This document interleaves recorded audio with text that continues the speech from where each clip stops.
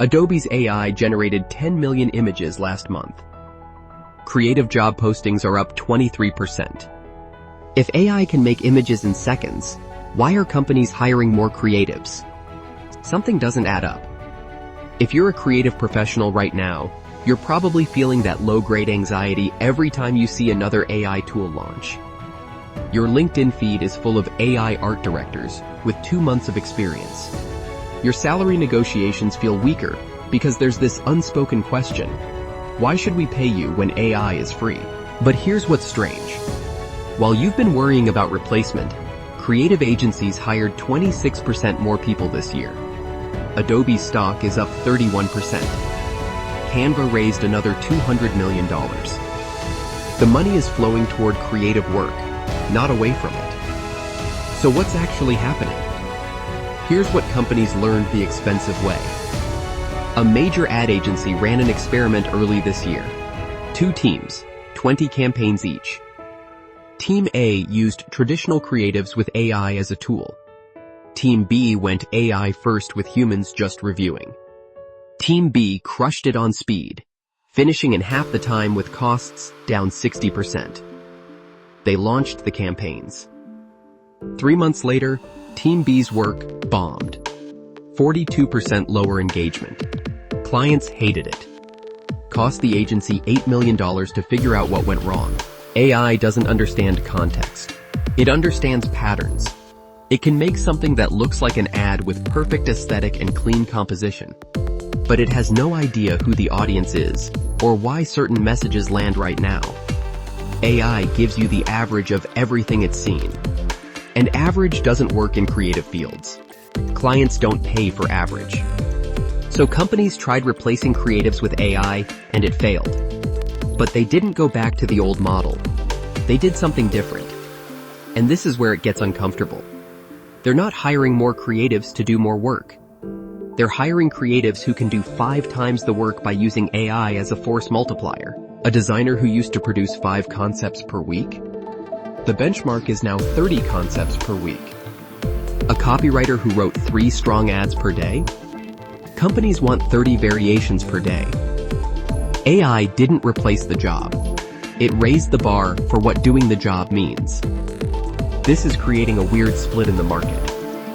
On one side, traditional creatives who refuse to touch AI are getting priced out because they can't match the speed. On the other side, AI creatives can generate 1,000 images, but have no taste or strategic thinking. Companies don't want either of these people. What they're desperate for is someone with deep creative judgment who can use AI to multiply that judgment across hundreds of executions. That's the gap. Almost nobody is filling it. One creative director said it plainly. I can teach someone to use Midjourney in a week. I can't teach them 10 years of knowing what makes visual communication work. If you have those 10 years and you're willing to learn the tools, you're worth 3 times what you were 2 years ago. The hiring data proves it. Senior creative roles requiring AI proficiency are paying 28% more than 2 years ago. Junior creative roles are down 41%. Mid-level roles that don't mention AI are down 19%. Let me be specific about what this means. If you're a graphic designer who handcrafts every pixel, you're competing against someone who generates 10 options in an hour with AI and refines the best 2. If you're a copywriter who writes every word from scratch, you're up against someone who prompts AI for 50 headlines and shapes the strongest 5 into final copy. Same job title, completely different productivity level. And companies are choosing the faster person every time. In 12 months, companies will expect creative output that would have required a team of 5 people 2 years ago to come from 1 person with AI. You might think this sounds exhausting, like a content mill rather than creativity. And you're right. But it's also what's happening. The volume expectation is baked in now. Here's the part everyone gets wrong. AI can't steal creative jobs because creative work was never about execution. It was always about judgment. AI is incredible at execution, but terrible at judgment. It can make 100 variations of an ad, but can't tell you which one will actually work or why. That judgment comes from years of seeing what lands and what doesn't. understanding audience psychology, reading culture, knowing what's been done to death, and what feels fresh. If your value is in how fast you can execute, you're in trouble. But if your value is in what you choose to make and why, you're more valuable than ever. The catch? You still have to execute at AI speed, which means you have to use AI. The creatives thriving right now spent 10 years building judgment, then spent 6 months learning to direct AI tools. There's a darker version of this coming. If one person can do the work of 5 people, companies don't need 5 people. They need 1.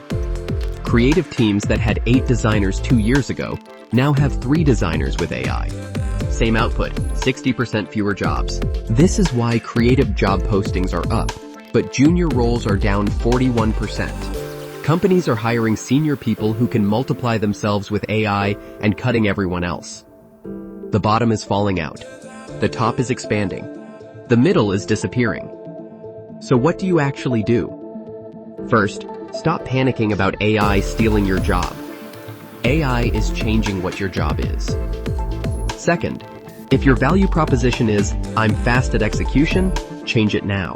Your value needs to be, I know what to make and why, and I can use AI to make it at scale.